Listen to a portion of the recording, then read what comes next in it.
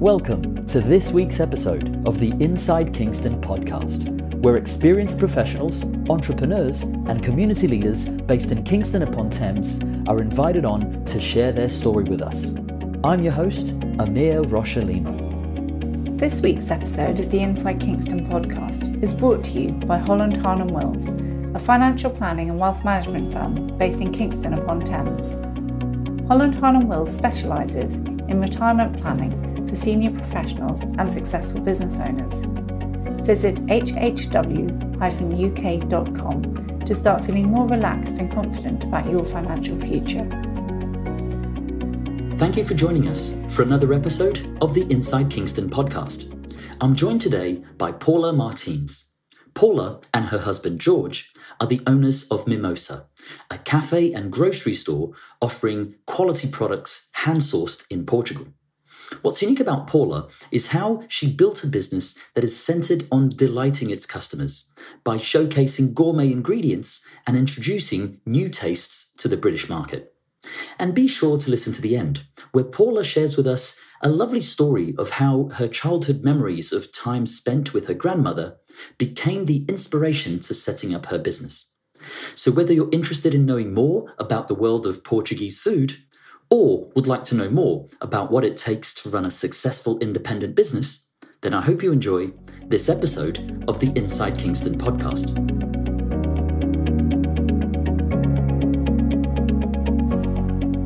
Welcome, Paula Martins, to the Inside Kingston Podcast. Paula, I'm really excited about this conversation because not only am I a self-confessed foodie, and therefore speaking about food is always great fun for me, but also because growing up in the Brazilian Midwest like I did, I was privileged to be surrounded by food that was full of Portuguese influences. So it's great to get a chance to chat with somebody who obviously has a store that dedicates itself to Portuguese produce and Portuguese food. But to kick off this conversation, I'd like to go back in time, if that's okay. So Paula, where did you grow up? Hi, Amir. From your fellow foodie here, I'm really happy to hear that you like and appreciate our Portuguese food. Yes, so I was born and raised in Portugal, up north in the Douro Valley, where the Porto wine is made, the beautiful part of the world. I was there until I was 18, until I turned 18. Fantastic. And did you go to university? And if so, what did you study? So I did. So bit of a. I'll try and summarize my studies. So I've studied until I was 18. I took a year out to come to London, my sister and I, to learn what we used to say proper English. So we were going to be professional translators, because in Portugal, all the movies are not dubbed, they are subtitled.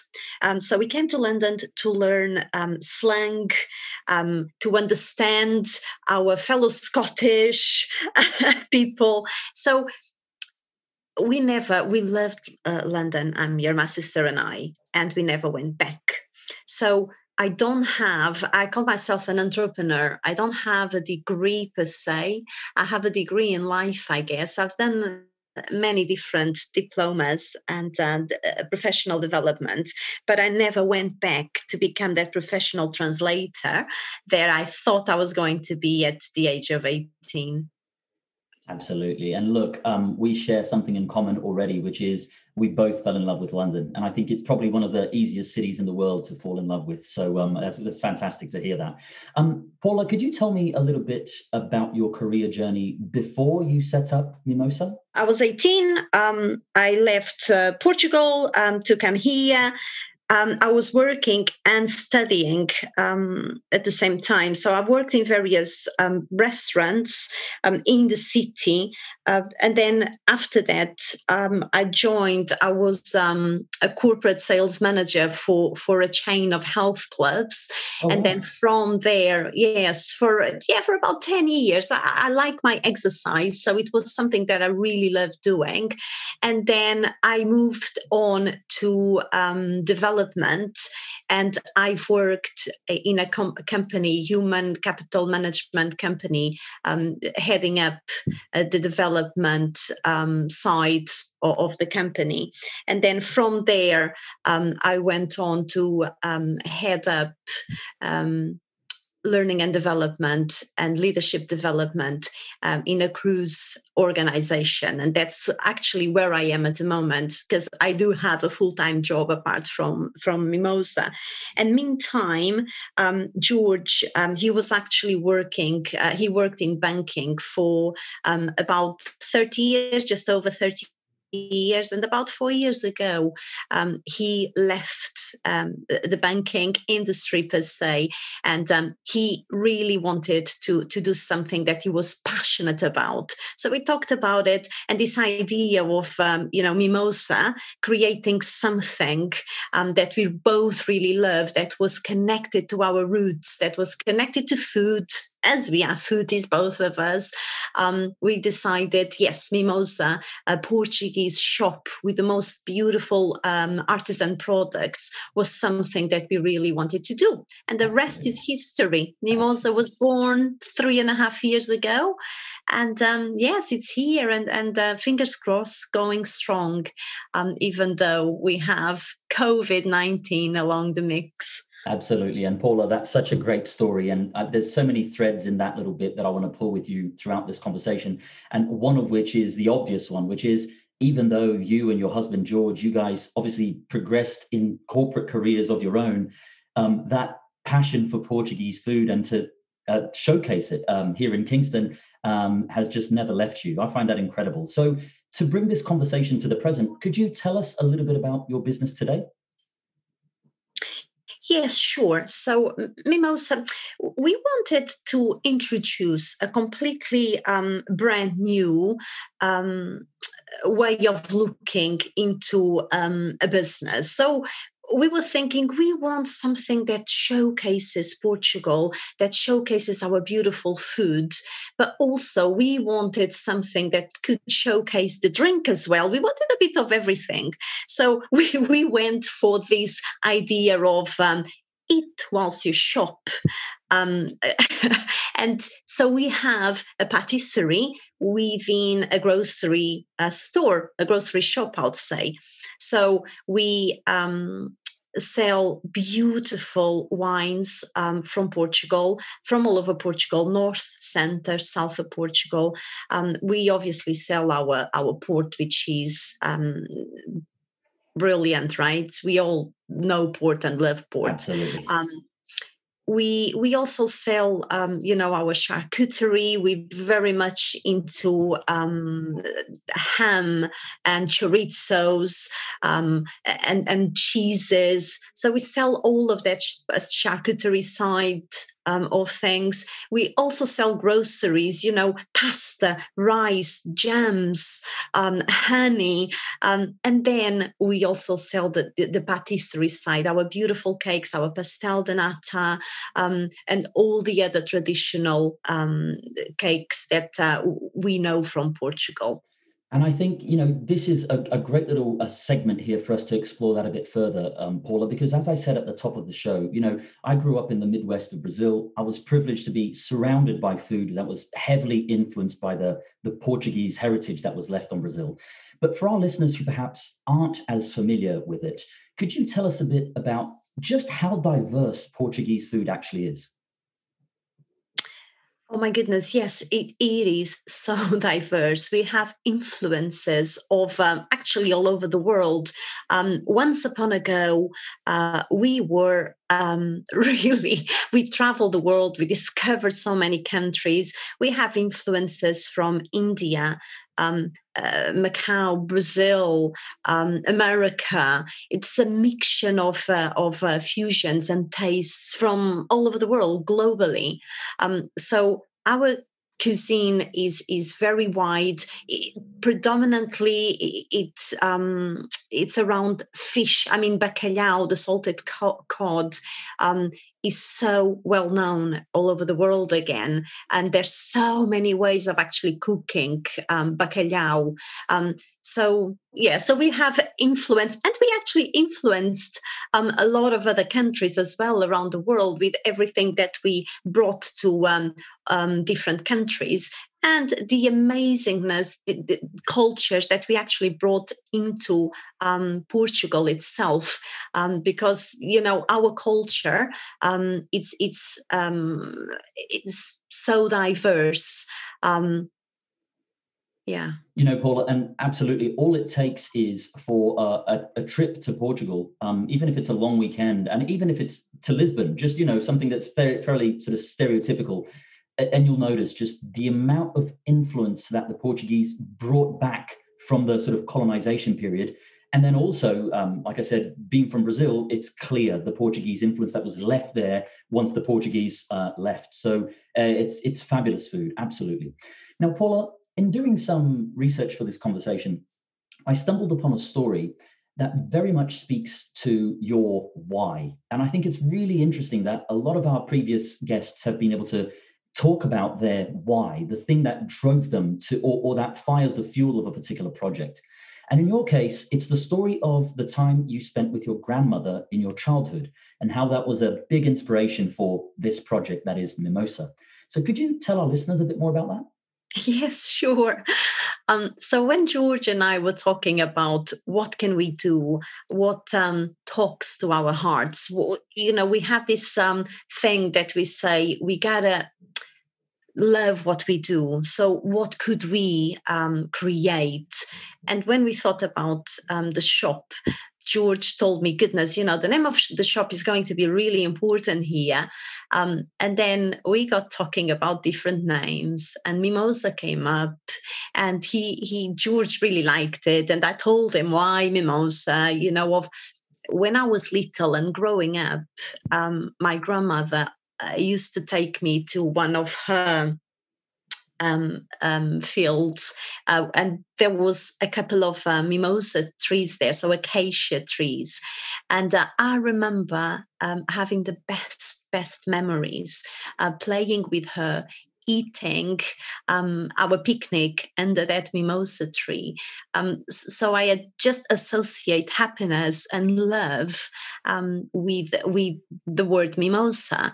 And this is what we really wanted. We wanted to share with people the memories of, they go to Portugal, they have that delicious food that potentially they've never tried before. So quite adventurous, right, in trying new foods, or repeat foods that they really like. And that's what we really wanted, to bring a little bit of Portugal, bring a little bit of that happy times that they've experienced in Portugal, and get them to relive those memories when they go to the shop and they have that pastel de nata, or they buy that bacalhau, that salted cod, to cook home, because that's what we have. It's our most precious memories, right? So just being able to give people those fills our hearts with joy, and that's why we named the shop Mimosa. That's fabulous, Paula. That's such a lovely story, and I appreciate you sharing that with us. Paula, let me switch gears on you for a minute here. I wanted to have a chat with you about how you think about using social media to promote your business, both to existing customers and also to potentially connect with potential new customers. So could you give us some insight as to how you use social media in your business? Sure. So before Mimosa, I rarely use social media. I'm not really big into Facebook. I never really had it before. Instagram was something that, it's fairly new. I don't know about either. Because, in the organizations I worked, there's people there in marketing that make things happen for you and that can be creative for you. So, lessons learned, you should always learn, keep on learning. So when Mimosa came along, and we didn't have the financial stamina, to pay someone to create our marketing, I've just decided to give it a go, see, try out Instagram. And yeah, it was self-taught really. So what I also beared in mind was, keep to the brand. I knew that from, my learnings from before. Make sure, the brand is always there. You're true to your brand. And I just thought I want to show pictures of our shop that are honest, not a lot of frills, not a lot of filters, just show what's artisan, what's homemade, because that's what we made of. Just hearty patisserie, hearty foods. So we kind of use Instagram more than anything to showcase Mimosa as best we can. But it was a long road. Learning everything around how Instagram works. Yeah, and you're not alone, Paula. A lot of our previous guests have also had to basically learn how to use whatever social media platform they're focused on from scratch. And it's incredible that with some effort, it is possible. And a business like yours is an example of how to showcase your product, how to showcase your brand using the platforms that are out there. And that leads me to another question, I guess, which is, how has COVID affected your business, Paula? And how have you been able to continue to operate and serve your customers during this period? Sure. So when the first lockdown happened, just like all the other business, we it got us by surprise. We didn't know quite what to do. So we closed for a week, actually. We closed for a week, not being sure on how to move forwards, because we're a patisserie with tables. We wanted people to come to our shop and sit down and enjoy a coffee and a cake, and then we couldn't do that. But soon enough, quick enough, we kind of reacted to what was happening. And because we are a grocery store as well, we just said, let's just then adjust to what we can do. And then we became a grocery store with takeaway. So people were coming in as if, we were a mini supermarket, getting their groceries, their pasta, their extra virgin olive oil, flour, yeast that was non-existing in a lot of different supermarkets. And then as they were there, they would also they were able to buy our cakes as well to take away. So yes, it was a question of what can we do to reinvent ourselves, being proactive rather than reactive. And I have to say the community in Kingston and around Kingston is so lovely. Everybody wants to see a small independent business doing well. So we get a lot of support from our customers. They are really, really lovely. Yeah. And hats off to you guys for taking some time to breathe, figure out what the landscape was looking like, and then pivoting and restructuring your business in that way, Paula. That's absolutely awesome. Paula, Thank you. What are some of the key business lessons that you've learned throughout your life? There's so many, Amir, so many. Never be complacent springs to mind straight away. Be laser focused about your journey. Don't cut corners. Have goals.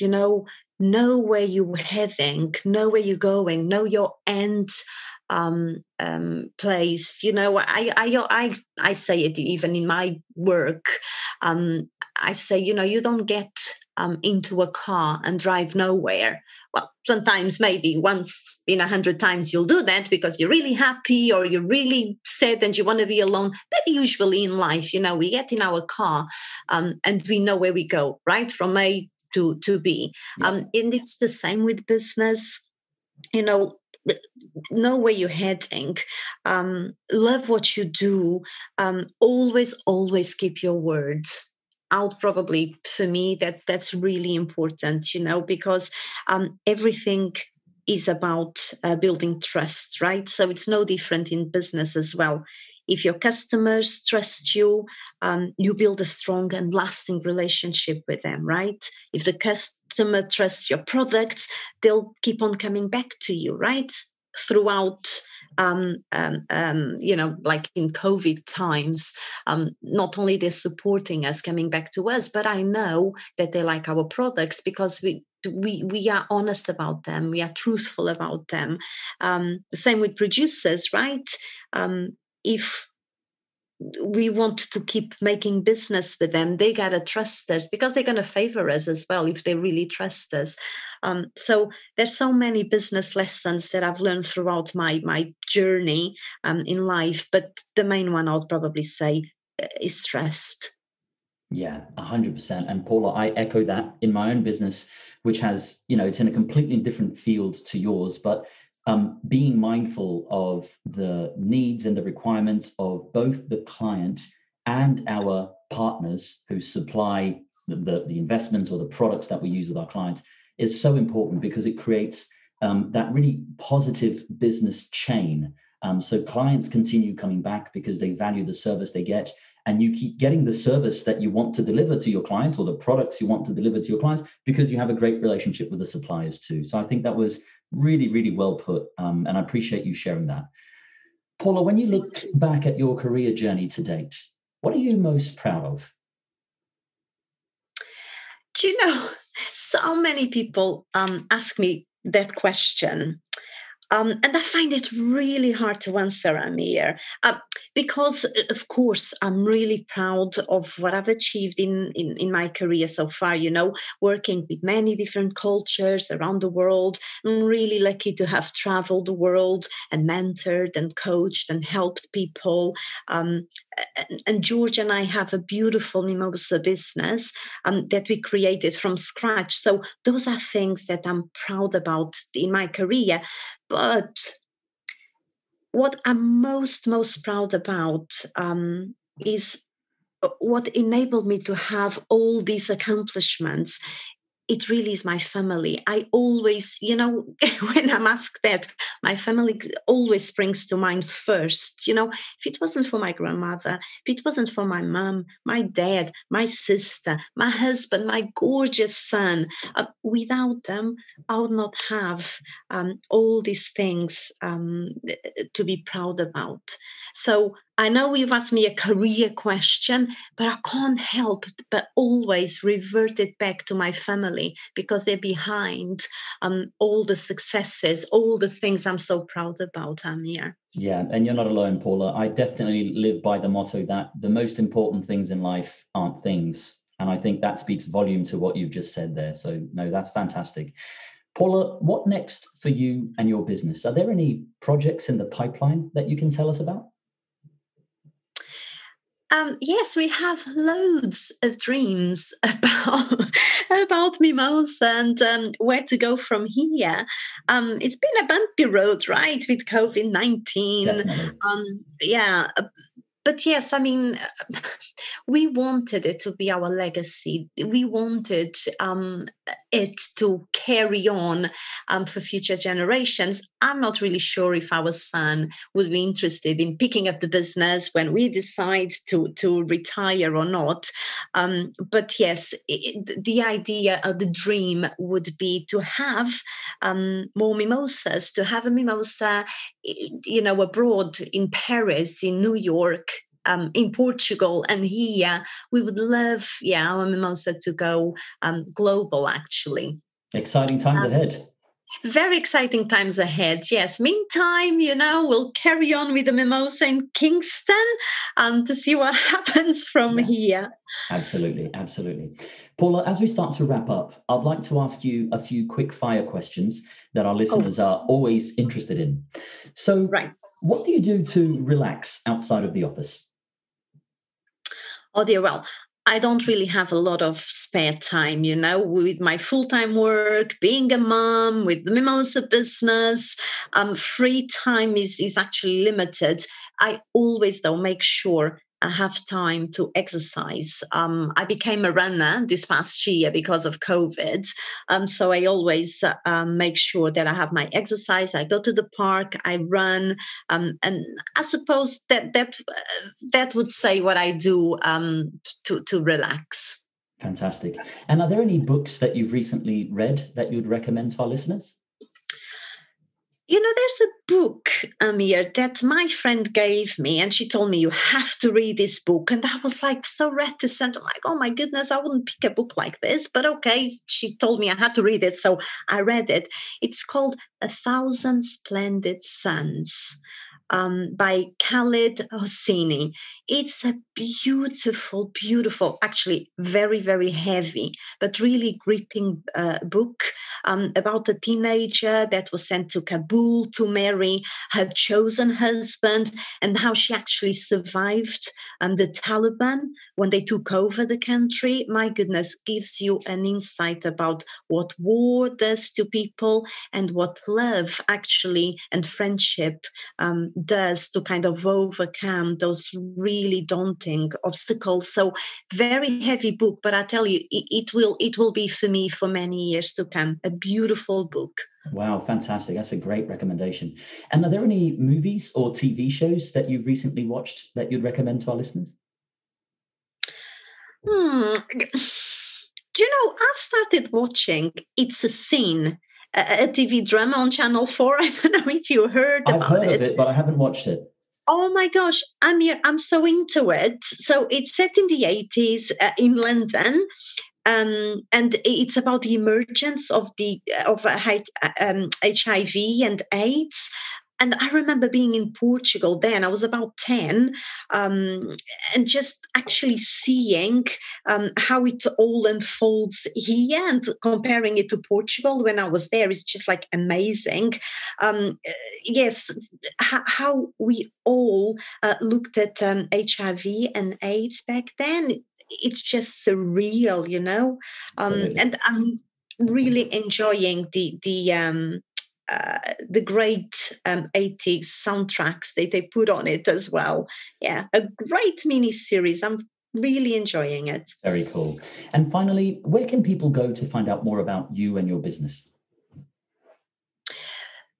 We are in the middle of finalizing our website. So we have a few things there already.